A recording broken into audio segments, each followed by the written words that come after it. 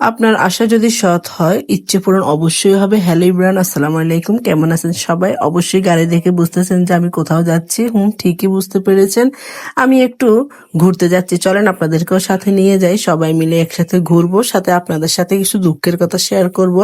আলহামদুলিল্লাহ গাড়ি নিয়ে বেরিয়ে পড়লাম ঘোরার জন্য। আসলে আমি আমাদের একটা বান্ধবীকে বলেছিলাম যে তোমাদের ওইখানে শস্য ক্ষেত আছে নাকি। সে বলছে যে আমাদের এখানে নাই, আমার বান্ধবীদের বাড়ির কাছে আছে। পরে ও ওর বান্ধবীকে বলছে যে তোদের ওখানে ক্ষেত আছে কিনা। তো পরে আমরা ওকে নিয়ে চলে আসলাম ওর বান্ধবীর বাড়ির সামনে। আসার পরে ওর বান্ধবী আমাদেরকে যেটা দেখাইছে, এটা দেখার জন্য কোনোভাবেই প্রস্তুত ছিলাম না। ওর পরে ওর বান্ধবীর জন্য অপেক্ষা করার অনেকক্ষণ পরে ও আসছে রেডি হয়ে।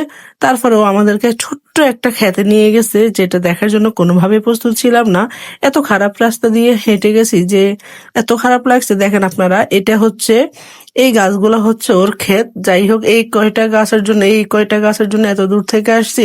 যাই হোক, অনেক কথা, অনেক ঝগড়াঝাটির পরে ও আমাকে বড় একটা শস্য ক্ষেতের কাছে নিয়ে গেছে বান্ধবীটা। যাই হোক, অনেক সুন্দর ছিল জায়গাটা। সবাই মিলে অনেক এনজয় করলাম, অনেক মজা করলাম, যেটা ভাষায় প্রকাশ করার মতো না। আমরা সবাই আসলে একটু এনজয় করতে ভালোবাসি।